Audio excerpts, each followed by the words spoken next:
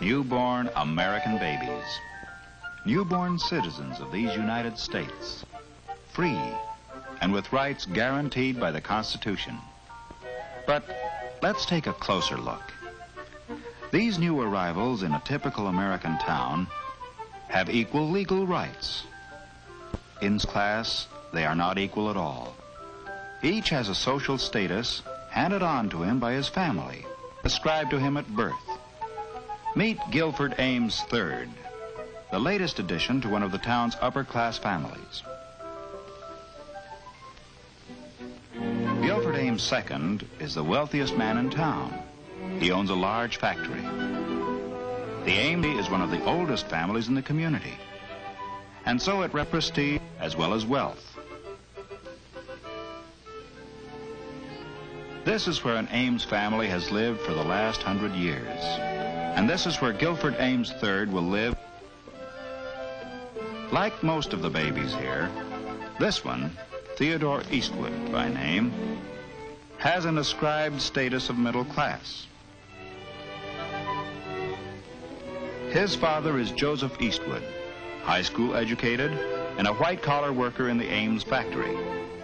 He has a steady, skillful job and is comfortably off, but the chances are that he will not advance much beyond his present status.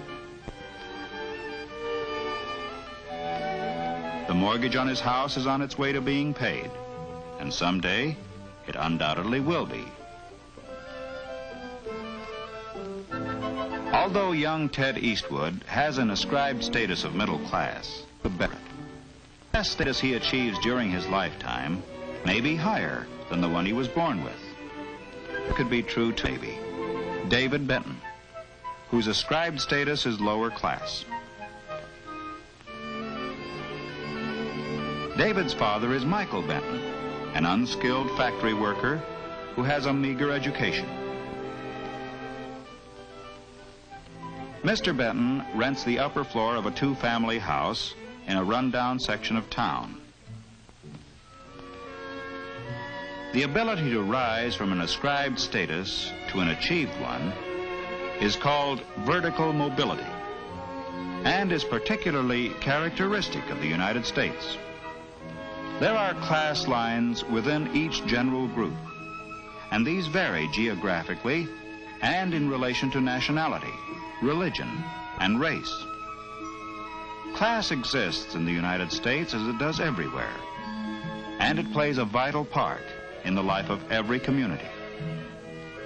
Let us follow the lives of these three babies and see how class affects them.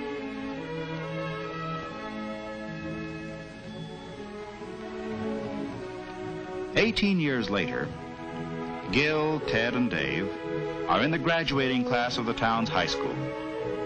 After the commencement exercises, the three boys, who are good friends, meet to say goodbye. Next fall, Gil Ames is going to attend an Ivy League university. Ted, who took a commercial course in high school, plans to get a white-collar job like his father's. Dave is going to work too, so that he can add to his family's income. Friends forever, they've said. Well, maybe in a way, but these boys come from families of different classes, and the lines of social class are real here in America, as they are everywhere, in Europe, in Asia, and even in the Soviet Union.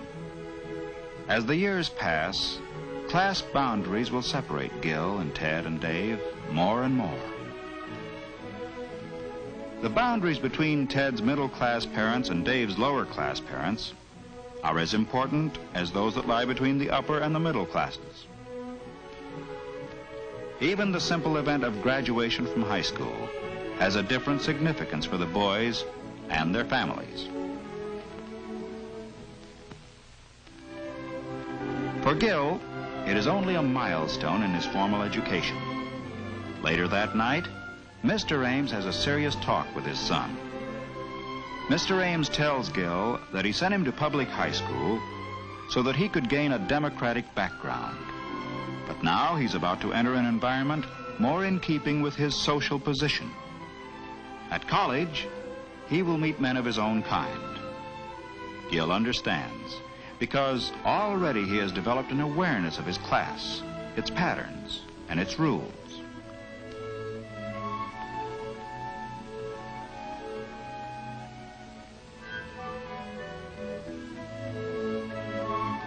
In another part of town, the Eastwoods have just finished dinner, and Mr. Eastwood is talking with Ted about his plans for the future. Ted's record in high school was generally good, but there was one subject in which he excelled: drawing. Ted would like to do something professionally in the art field, but his father discourages him. In the light of Mr. Eastwood's own experience, security lies in business and white-collar work. Ted sees his father's point of view and agrees that the commercial courses he took in high school have prepared him for office work, and so that's the kind of job he'll look for.